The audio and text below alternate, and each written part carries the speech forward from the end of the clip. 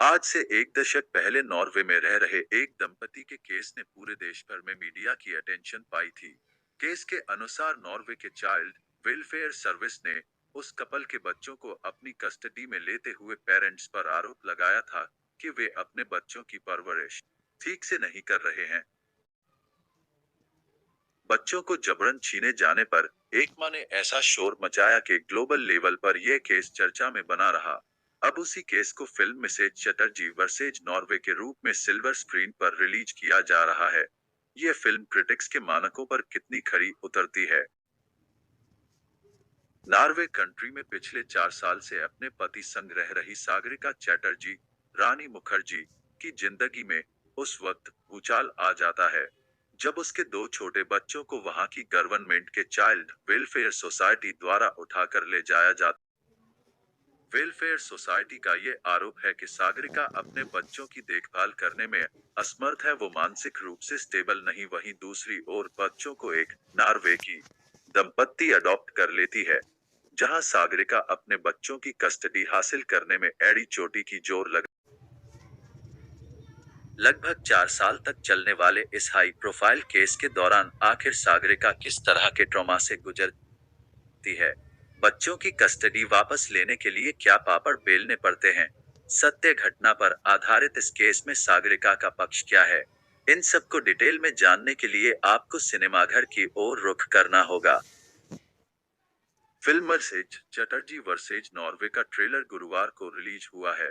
रानी मुखर्जी की इस फिल्म की कहानी नॉर्वे में रहने वाली एक मां पर आधारित है, जो चाइल्ड सर्विसेज के हाथों अपने बच्चों को खो देती है। इसके बाद उनकी जिंदगी की सबसे मुश्किल और लंबी लड़ाई शुरू होती है। आज से एक दशक पहले नॉर्वे में रह रहे एक दंपति के केस ने पूरे देश भर में मीडिया की अटेंशन पाई थी। केस के अनुसार नॉर्वे के चाइल्ड वेलफेयर सर्विस ने उस कपल के बच्चों को अपनी कस्टडी में लेते हुए पेरेंट्स पर आरोप लगाया था कि वे अपने बच्चों की परवरिश ठीक से नहीं कर रहे हैं। बच्चों को जबरन छीने जाने पर एक मां ने ऐसा शोर मचाया कि ग्लोबल लेवल पर यह केस चर्चा में बना रहा। अब उसी केस को film Mrs Chatterjee versus Norway के रूप में सिल्वर स्क्रीन पर रिलीज किया जा रहा है। यह फिल्म क्रिटिक्स के मानकों पर कितनी खरी उतरती है। नॉर्वे कंट्री में पिछले 4 साल से अपने पति संग रह रही सागरिका चैटर्जी रानी मुखर्जी की जिंदगी में उस वक्त भूचाल आ जाता है जब उसके दो छोटे बच्चों को वहां की गवर्नमेंट के चाइल्ड वेलफेयर सोसाइटी द्वारा उठाकर ले जाया जाता है। वेलफेयर सोसाइटी का ये आरोप है कि सागरिका अपने बच्चों की देखभाल करने में असमर्थ हैं, वो मानसिक रूप से स्टेबल नहीं है। वहीं दूसरी ओर बच्चों को एक नॉर्वे की दंपत्ति अडॉप्ट कर लेती है, जहां सागरिका अपने बच्चों की कस्टडी हासिल करने में एड़ी चोटी की जोर लगा देती है। लगभग 4 साल तक चलने वाले इस हाई प्रोफाइल केस के दौरान आखिर सागरिका किस तरह के ट्रॉमा से गुजरती है, बच्चों की कस्टडी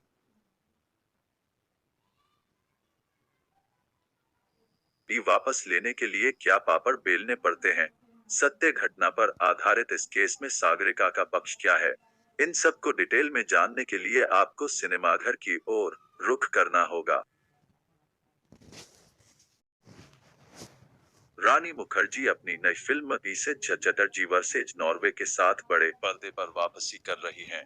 इस फिल्म की कहानी एक मां पर आधारित है जो चाइल्ड सर्विसेज के हाथों अपने बच्चों को खो देती है। इसके बाद उनकी जिंदगी की सबसे मुश्किल और लंबी लड़ाई शुरू होती है। बच्चों के साथ हंसती खेलती, उन्हें दुलारती और उनका ख्याल रखते नजर आती हैं। वो अपने हाथों से बच्चों को खाना खिलाती है और उनके साथ अलग अलग खेल खेलती है। फिर अचानक उनके घर कुछ अनजान लोग आकर उनके बच्चों को ले जाते हैं।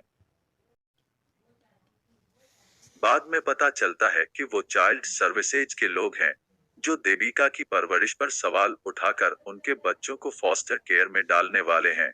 फिल्म में रानी बच्चों को वापस पाने के लिए कोर्ट में लड़ाई लड़ती दिखेंगी।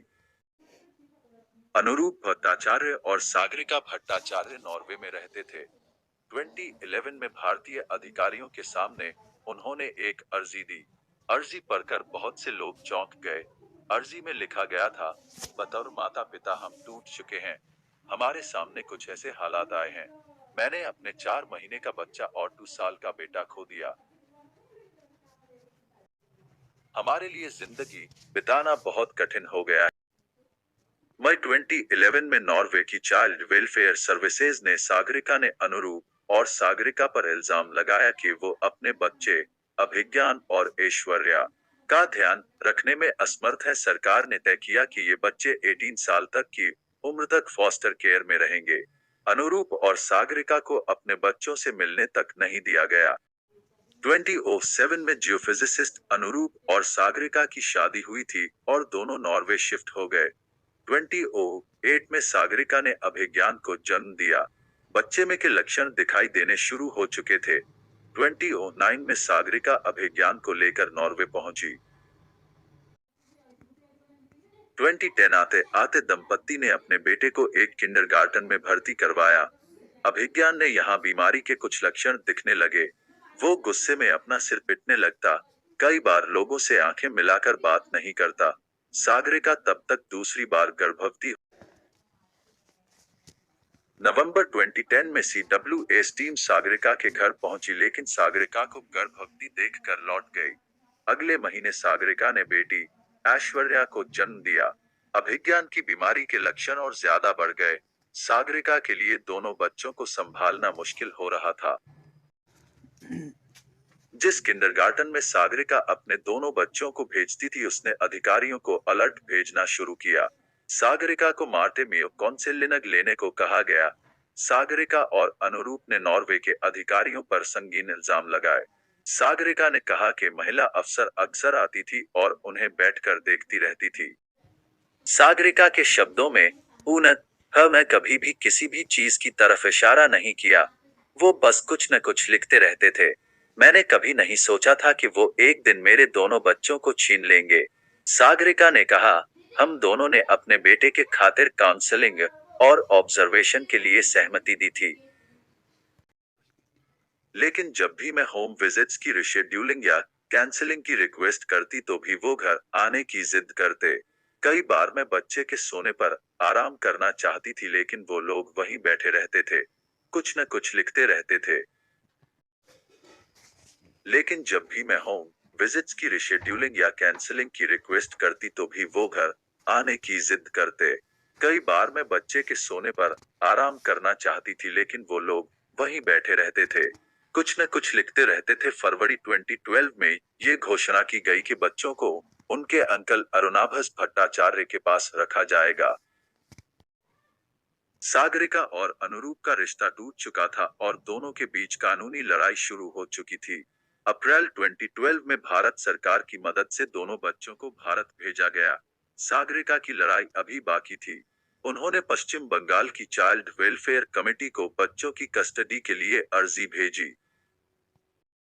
सागरिका ने अनुरूप और अपने ससुराल वालों पर बच्चों का ढंग से ख्याल रखने के आरोप लगाए। नवंबर 2012 में सागरिका को साइकोलॉजिकली फिट घोषित किया गया। मामला कलकत्ता उच्च न्यायालय तक गया और जनवरी 2013 में हाई कोर्ट ने सागरिका को उसके बच्चे वापस दिलाए।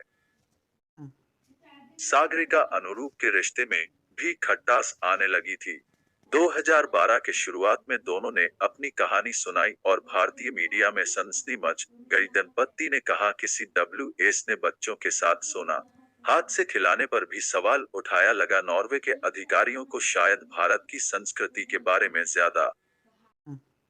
सागरिका अनुरूप के रिश्ते में भी खटास आने लगी थी।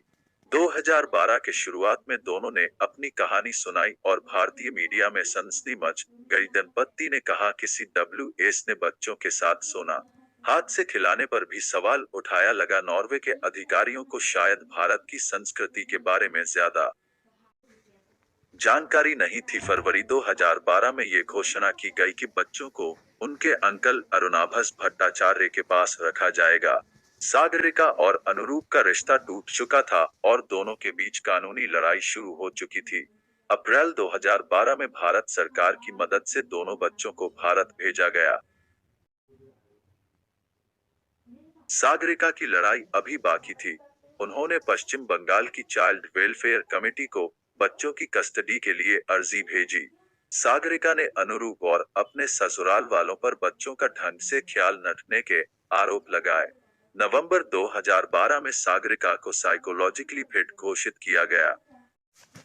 मामला कलकत्ता उच्च न्यायालय तक गया और जनवरी 2013 में हाई कोर्ट ने सागरिका को उसके बच्चे वापस दिलाए।